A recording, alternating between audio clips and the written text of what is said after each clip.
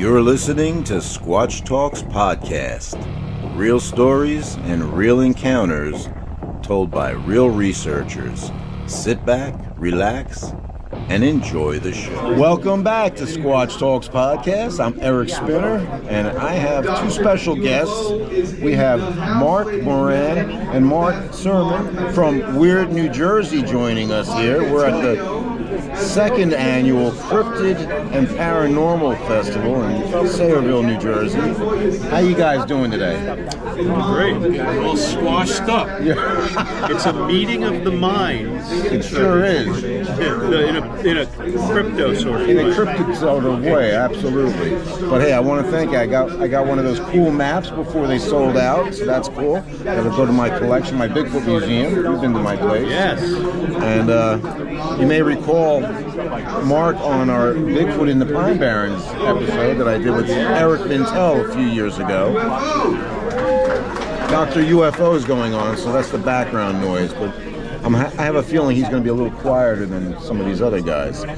But what's going on in your neck of the woods? Anything exciting? Well, we just put out the new issue of the magazine, number 62. Imagine that.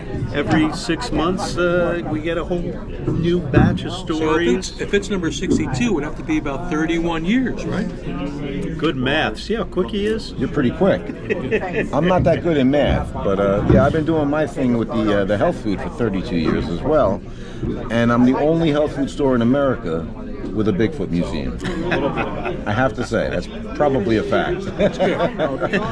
But we have something. Bigfoot eats very healthy, right? I would say omnivorous. You know, they eat a lot of. I thought you used to eat like berries Nuts and berries. Yes. Yeah, a few And deer, occasionally a hiker. a deer liver. I mean, you need your protein, right? Absolutely. I believe we have incisors for a reason. You know what I mean? Absolutely.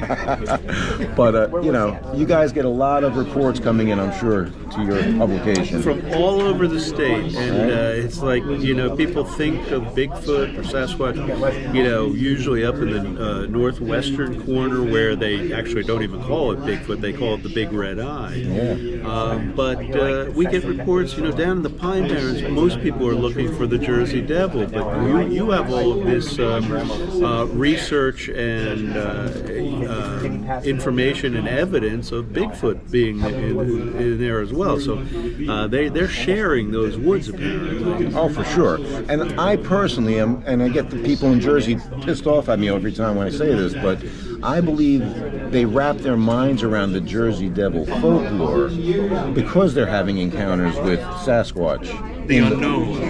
Exactly. Okay. And I know we briefly touched on that when we did that little episode in the Pine Barrens. But you know, we talked about juveniles, remember? And you were saying you were getting some stories also from people talking about juvies. Well, I mean, look, Bigfoot isn't born with big feet. I mean, they don't come out of the womb 8 feet tall, grow right? into them, you know? That's for sure. But we have found juvenile tracks. I have track casts that are from adults as well as juvies, you know what I mean? And so there are, you know, what I consider some evidence that we've gathered, or data, as some people like to think of it, of these individuals, you know, procreating in the forest, you know. And I personally have been out there probably more than most people in the forest. Does a Bigfoot do it in the woods?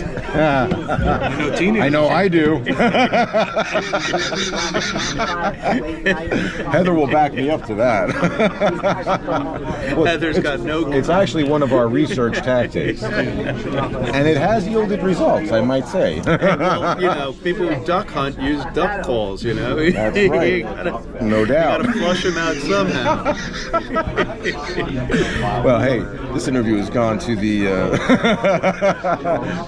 what's the term? My mind's a little off today because The gates of hell. The gates of hell. But hey, who better to discuss the gates of hell with? What do you have going on with the Travel Channel. Anything happening with the paranormal caught on camera? You still Yeah, doing we're in that? our 7th season now. Episode 14, 13, Wow. 14. No, we're doing this 15, 16, I think. So that's got to be fun. Yeah. That's got to be fun to participate in, right? I mean, It's a lot. Yeah. You got to invest a lot of time. You got to watch the videos and kind of figure out what's going on. You got to really study those you do videos. that virtually, though, right? You're not going anywhere to do it. You should Not basically anymore. have- We started out pre-pandemic. Yeah. We were shooting in Manhattan. Okay.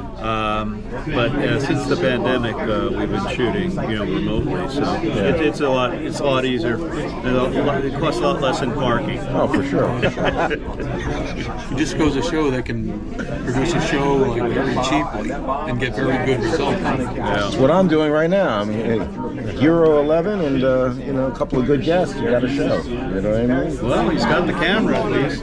Is it on? It is. Watch. Tap this. He'll edit Hey, that part. hey. We're getting low on battery though. It's because I keep. Sometimes we recording. drain batteries. Yes. It's that paranormal It is. parallel we call that. Right. You know what I mean? But no, it's always fun to run into you guys, and we always enjoy the magazines, of course. I pick them up when I'm at Barnes & Noble with my wife, Heather, It's a good place to find them. and we're looking forward to coming out with that second, you said it was the second part to the one that I was in with Eric Mintel.